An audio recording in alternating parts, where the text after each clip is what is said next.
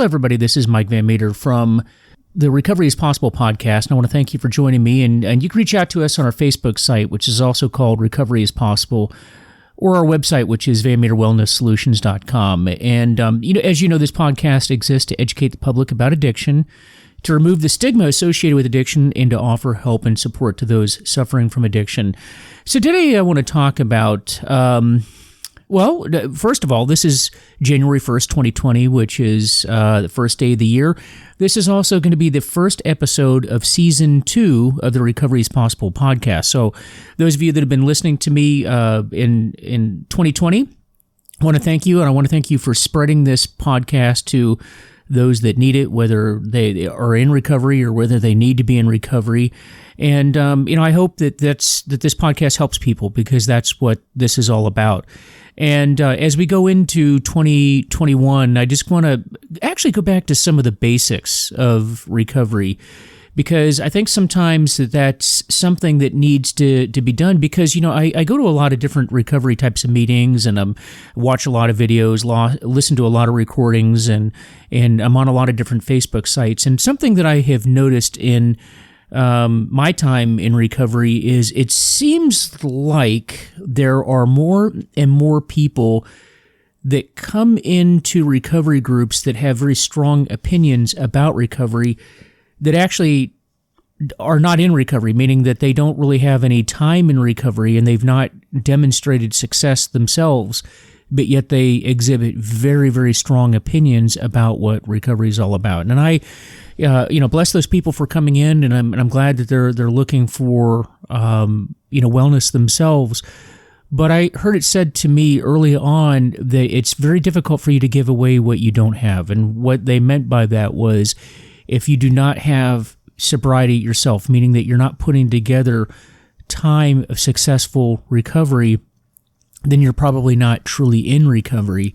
And for you to give opinions to other people without being able to demonstrate being in recovery yourself, it's difficult. It's difficult, and it's probably not good to do that. I know that there's a lot of meetings that I've gone to that have told you that unless you have about a year of sobriety, that you really should not be giving advice to people in the meeting.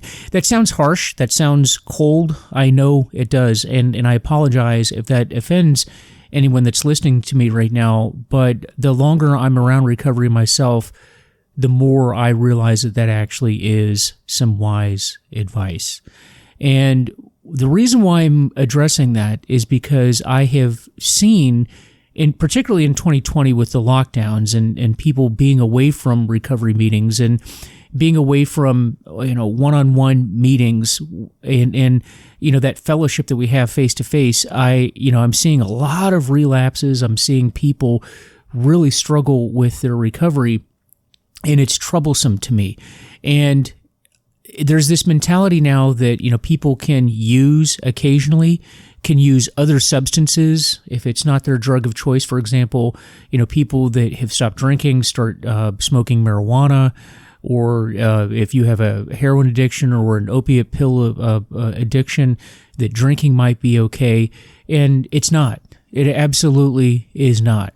Now, it may work for a little while. It might be something that you can do without too much harm for just a little bit. But understand that addiction is a progressive disease. And even though you might be able to drink or drug for a short period of time, it's not going to stay there. And if you're listening to my voice right now, if you're listening to this podcast, you likely have experienced that and you understand the truth behind what I'm saying. This isn't Mike's opinion. This is it's the way that it is. It just is the way that it is. We cannot safely drink or drug at all. And the fact is that if you've been to a treatment facility, or if you've been told that you need to go to a treatment facility, or you've been to an emergency room or a detox center, you understand the truth behind what I'm saying. If you could have safely drug or drank before, then you would have continued to doing that. And the fact is, you would not be listening to this podcast right now. I mean, that's just the cold, hard fact behind it. And there's a lot of science that goes on behind this. You understand that there is a genetic predisposition towards addiction. if you are an addict right now, you have someone in your family line that had a genetic predisposition towards addiction. Now, you might say, well, I don't know anybody in my family that had that. Well, the fact that you don't know about it doesn't mean that it didn't exist or didn't occur. Understand that generations in the past did not openly talk about addictions that they had. It's not likely that your parents are going to be talking about great granddad's sexual addiction or alcoholism. They may, but there's a good chance that they have not. So just because you're not aware of it does not mean that it did not happen. But there's a lot of studies out there that talk about the fact that there is that predisposition. And if you are someone that has gotten to the point to where you've lost control and you've lost a job, you've lost a family, you've lost friends, you've burned those relationships, and you've gotten to the point to where you need to attend a recovery meeting to begin with, then you really just need to stop using what you're using. After all, if it would have worked for you before, then you'd still be using it. And we have in our mind that we want to go back and use the substance that brought us to our knees in the first place. It's like that relationship that you're in that's a very dysfunctional relationship. You love that girlfriend, you love that boyfriend, but on one hand, but they're crazy and they're trying to kill you. And they're destroying your life. And everybody in the world is saying, you know what, you should break up with that person.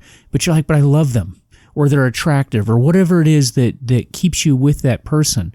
But everybody around you says that they're bad for you.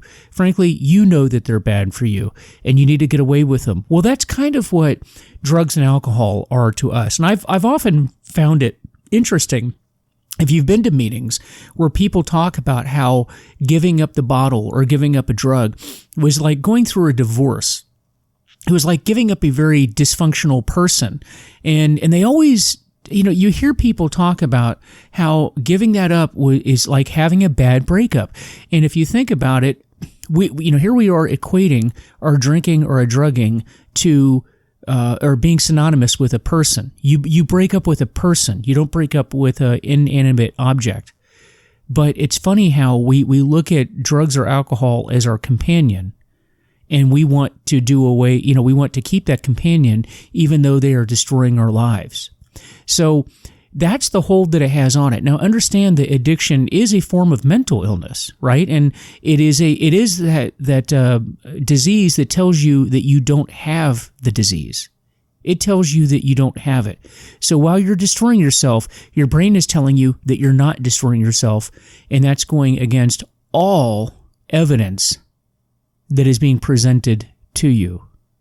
And it's interesting that this was recognized early on, in the 1930s. Those of you that are familiar with the big book of Alcoholics Anonymous know that there was a man named Dr. Silkworth who was asked to write a foreword in the book of Alcoholics Anonymous and to give what was known as the doctor's opinion on what he thought of it. And based on what I just told you right now, listen to what this man had to say. And this was written in the 1930s, and it's from a chapter in the Alcoholics Anonymous big book, which is the primary text that is used in Alcoholics Anonymous. And here's what he said. This is Dr. Silkworth. We believe, and so suggested a few years ago, that the action of alcohol on these chronic alcoholics is a manifestation of an allergy. Now, listen to what he says there, that this is an allergy, that what we have is an allergy. And he's talking about alcohol here. And you might think, well, that's ridiculous. We don't have an allergy towards alcohol. Well, if you go to Webster's dictionary defines an allergy as the body having an abnormal reaction to a substance. An abnormal reaction to a substance.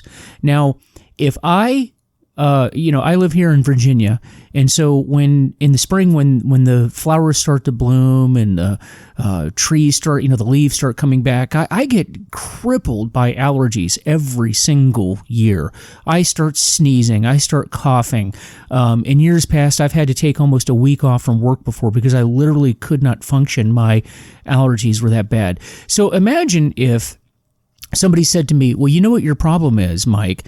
If you went to church more often, if you loved your wife more, if you loved your children more, if you were a better employee, if you went to the gym more often, all those things that we have all heard in the past, if you just did those things, then you wouldn't sneeze, you wouldn't cough, you wouldn't be crippled. And you would say to yourself, well, what does one have to do with the other? What does me going to church or loving my wife or going to the gym more often have to do with my allergies? And the answer is nothing. But the same is true if you have a drinking problem or a drug problem. You've probably heard people say the same thing to you. You know, if you just worked out more, if you just, were a better employee, if you went to church more often, you wouldn't do these things. Somehow they tie it to you being a better person or a moral person. But you knew deep down inside that had nothing to do with it. You are a good person. It had nothing to do with being a good or bad. It was you just couldn't control it. Well, that's what an allergy is, according to Webster's dictionary. Okay, so he goes on to say this, that the phenomenon of craving is limited to this class and never occurs in the average temperate drinker. So for those that don't have that genetic predisposition, this craving that's being talked about does not ever occur with him.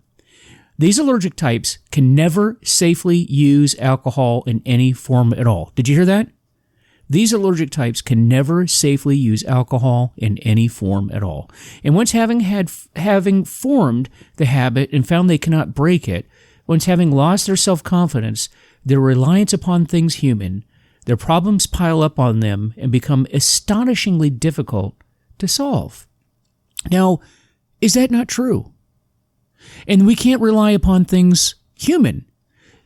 Meaning going to the gym, going to church, working out more, talking to people more. It just does not work. Okay, it just does not work, because if it did work, then you would have done that. And then he goes on to say, frothy emotional appeal seldom suffices. The message which can interest and hold these alcoholic people must have depth and weight. In nearly all cases, their ideals must be grounded in a power greater than themselves if they are to recreate their lives. Now, that is so true. And I know that in my own case, it wasn't until I started working towards a higher objective and having a purpose other than just my own personal purposes for existing and wanting to get well, becoming part of a movement, a part of an organization, a part of a mission greater than myself, I did not start to get better. And maybe you can relate to that as well. And I know that in my own personal life, what happened with me was I just threw myself into a recovery program. I learned everything that I could, and that's the argument, having depth and width. And that was learning as much as I could behind the science behind addiction, really exploring why I drank in the first place and dealing with that. And then most importantly, working with other people. Because it is so true that while I'm trying to work with other people and help them get well, it really helps me get well and stay well. And that's been the important thing. This podcast, which you're listening to right now, is a part of that, is finding that new mission, finding that thing that I can do to help other people along the way.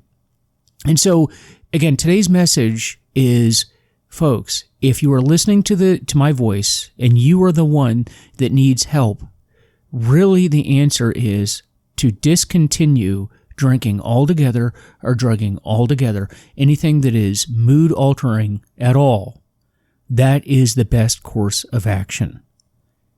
I don't care what people tell you. I have seen very few successful stories of people that went back to drinking and drugging and did not relapse and go back to where they were or even become worse.